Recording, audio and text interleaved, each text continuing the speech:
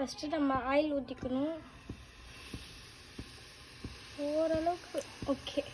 நல்லா இந்த மாதிரி எந்த சவுண்டு கேட்கவும் கடுகு போட்டுக்கணும். லைட்டாக ஓரளவுக்கு போட்டுக்கோங்க தேவையான அளவு. தக்காளி வெங்காயம் சேர்த்துக்கணும்.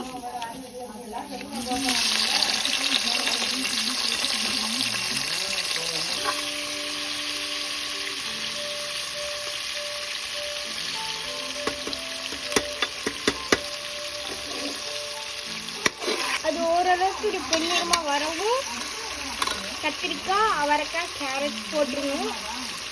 நீங்கள் எவ்வளோ எடுத்துக்கிறீங்களோ அதுக்காக எடுத்து போட்டுக்கலாம்.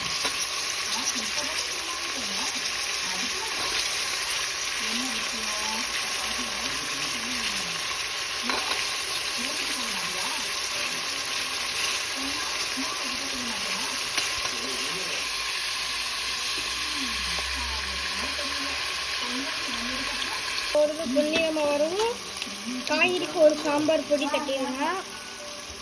காய்கறிக்கு மட்டும் ஒரு பொடி வேணும், சாம்பார் பொடி. நல்லா இந்த பொடி வாசனை போத்தண்டி கிண்டிக்கணும். நல்லா பொடி வாசனை போத்தண்டி கிண்டிக்கணும். அப்புறம் காய்கறிக்கு மட்டும் உப்பு சேர்த்துக்கணும் ஓரளவு.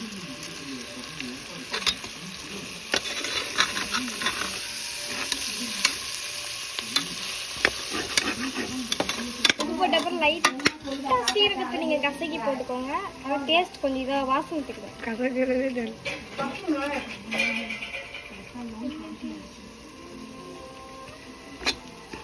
வாசனை சூப்பராக டேஸ்ட் வரும். அதுதான் இதுக்கு அரிசிக்கு ஏற்றது காய்கறி போட்டுருக்கோம். உங்களுக்கு எவ்வளோ தெரியுமோ நீங்கள் காய்கறி எவ்வளோ சேர்த்துக்கலாம். அரிசி, பாசிப்பருப்பு, உளுந்து.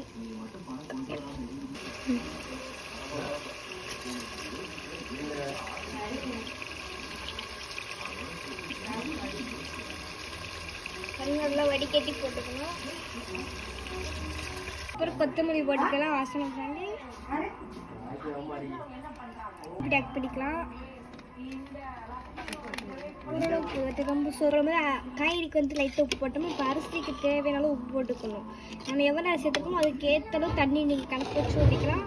அவ்வளோதான். இனிமேல் எங்கள் ஃப்ரைடே ஸ்பெஷல் இதை இதில் நடக்கும். சாம்பார் சாதம் குக்கர் வந்தப்போ எவ்வளோ சொல்கிறேன் பாருங்கள் டேஸ்ட்டு.